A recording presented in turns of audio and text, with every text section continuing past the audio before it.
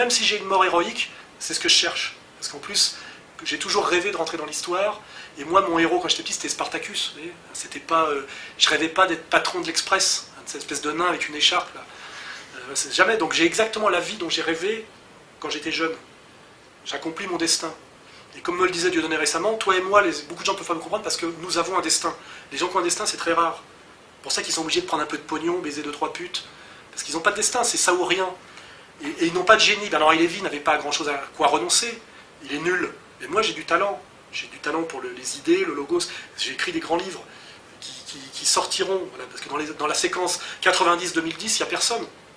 Il y a même Nab, tellement il n'y a personne. Vous voyez ce que je veux dire? Je relativise. Il y a moi, il y a Dieudonné, il y a un peu Nab, peut-être Dantec pour 3 miettes.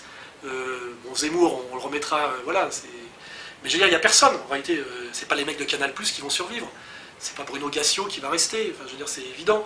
Donc de toute façon, je suis dans la petite histoire déjà, c'est sûr. La grande, ça dépend de ce qui va se passer demain, s'il y a un processus révolutionnaire qui s'enclenche dans tout l'Occident, parce que ça peut péter de partout, hein, je le dis dans mon bouquin.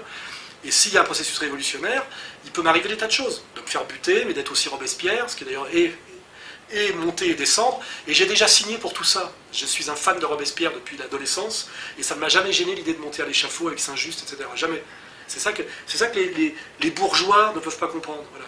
Je ne rêve pas de renouveler mon argenterie, je ne rêve pas d'avoir une voiture avec des intérieurs cuir. Il y a un connard une fois qui m'a dit ouais, avant de te connaître et travailler avec toi, j'avais un cabriolet intérieur cuir. C'est une des raisons pour laquelle je l'ai viré. J'ai rien à faire avec un connard qui a un cabriolet intérieur cuir. Moi j'ai une Lada Niva, elle a 12 ans. Voilà. Et je ne veux pas en changer parce que le reste, déjà avoir une voiture, pour moi c'est déjà de la merde.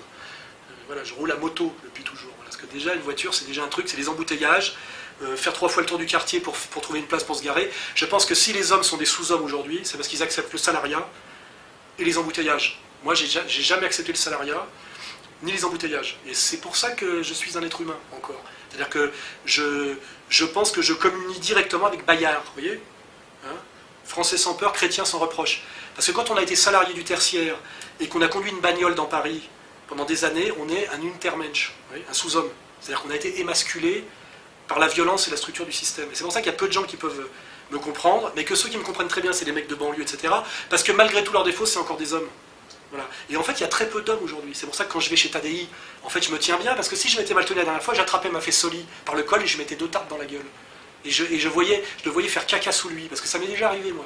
D'attraper des mecs par le col de ce système-là, dont Bec BD, je l'ai attrapé, j'ai mis 2 baffes dans la gueule, il a pété. J'ai entendu faire prout.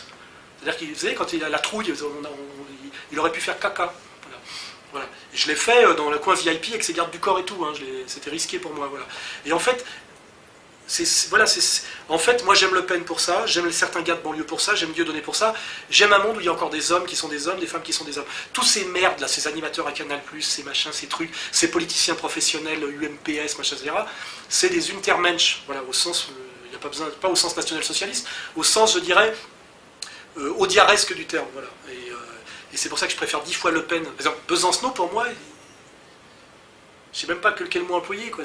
Et un jour, je me retrouvais face à lui, physiquement. Je vais l'attraper un jour, en tête à tête. Et j'aurai mes gardes du corps pour bloquer les siens. Je vais dire, maintenant, on va s'arranger tous les deux, je vais rigoler, parce que je ne vais même pas le frapper.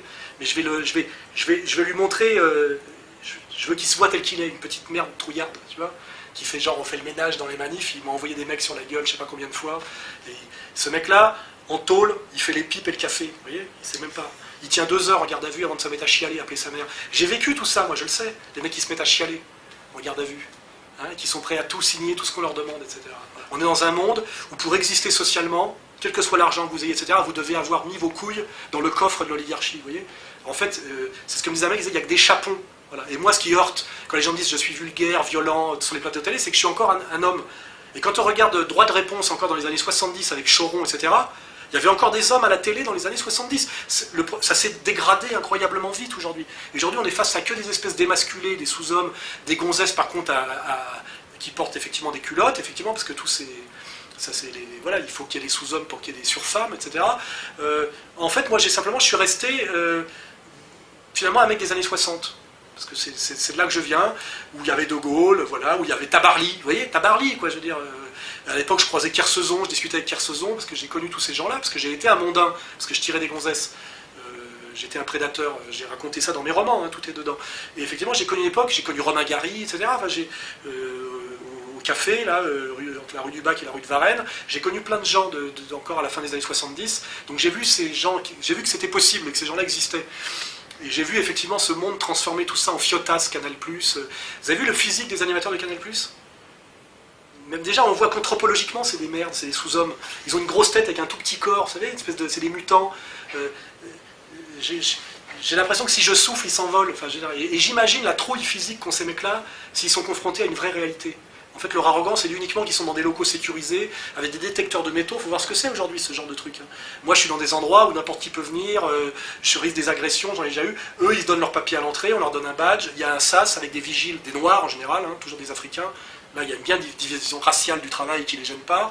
Dans des espèces de tours en marbre avec des gros ascenseurs en inox. Et puis là, ils sont dans leur petit bureau, ils font leur petit numéro. Moi, j'aimerais bien voir le jour où ça va péter dans la rue, comment ils vont se comporter. Là, je vais rigoler. Parce que moi, je suis prêt déjà à ça, pas eux.